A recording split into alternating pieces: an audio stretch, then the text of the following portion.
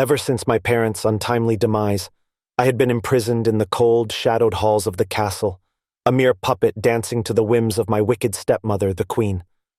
Each day, I toiled as a scullery maid, my hands blistered from endless chores, while the queen reveled in her beauty, consulting the enchanted magic mirror for validation of her supposed superiority.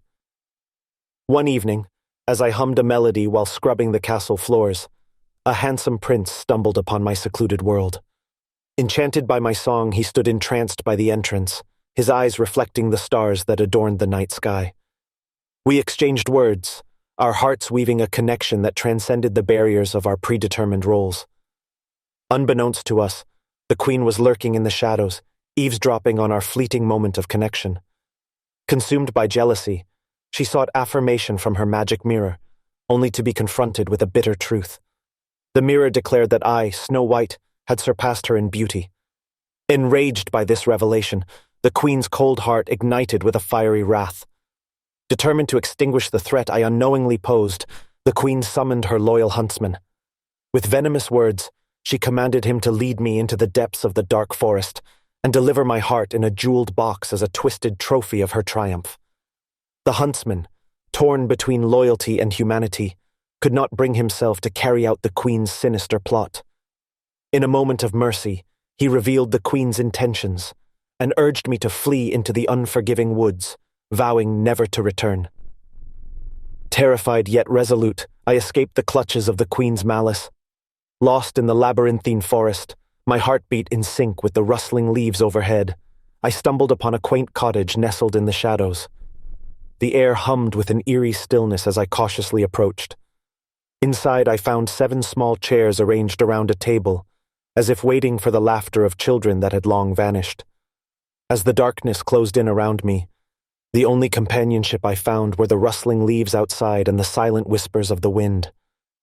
My fingers traced the dust-covered furniture, each movement echoing through the melancholic emptiness. In that haunting silence, I heard a distant song, a melody that seemed to emanate from the very walls of the cottage. Determined to shatter the haunting stillness, I began to clean the abandoned dwelling, dusting away the remnants of forgotten laughter. The animals of the forest, drawn by my presence, cautiously approached and observed my solitary endeavors.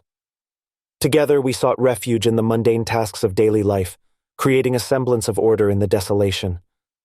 Days turned into nights, and my solitude was shattered by the arrival of 7 dwarfs: Doc, Grumpy, Happy, Sleepy, Bashful, Sneezy, and Dopey. Shocked to find their dwelling transformed, suspicion clouded their eyes as they questioned the intruder who dared disturb their sanctuary. With the gentle reassurance of forest creatures and a heart untouched by malice, I introduced myself and offered to share the burdens of life. The dwarfs, initially wary, softened at the prospect of companionship.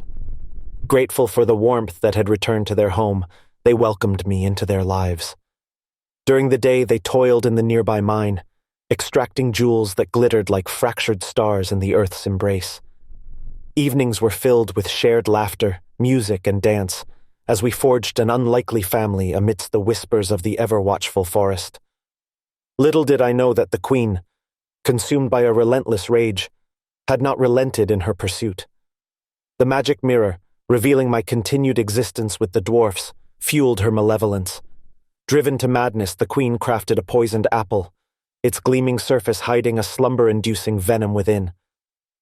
Disguised as an old hag, the queen ventured into the woods, a malicious glint in her eyes. The animals sensed the impending danger but were powerless to convey the warning. As the queen approached the cottage, she cast a spell on an innocent apple, transforming it into a vessel of impending doom. The dwarfs, unaware of the looming threat, departed for the mine as the queen arrived, her malevolence shrouded beneath the guise of a frail old woman. She cunningly presented the poisoned apple, tempting me with a taste of sweetness that would ensnare me in an eternal slumber.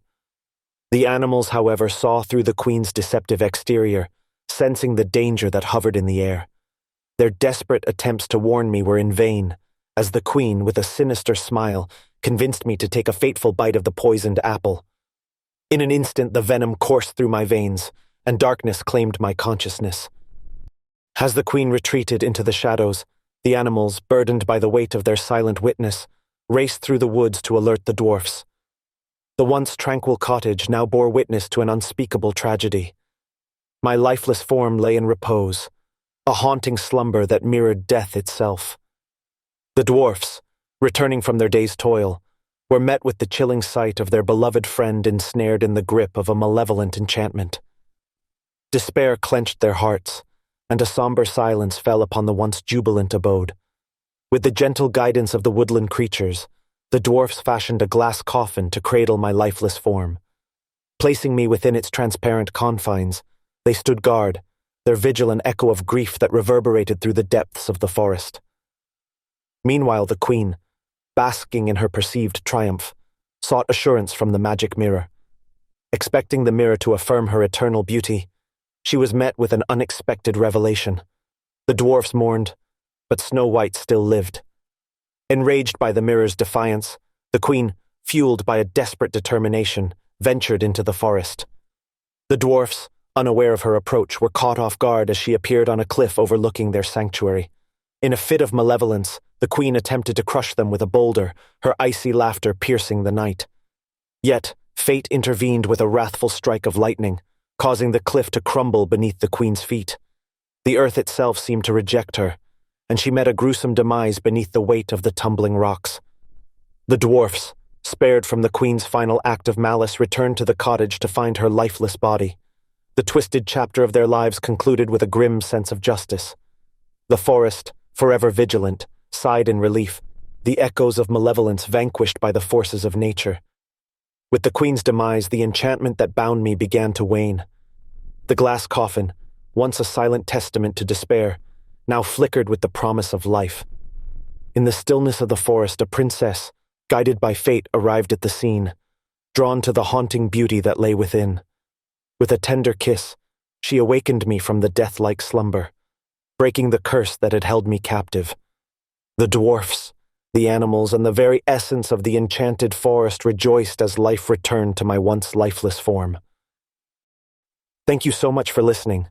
If you enjoyed this video, please give it a thumbs up and consider subscribing to my channel for more stories. Your support means the world to me, and it helps me create more great content for you. Until next time.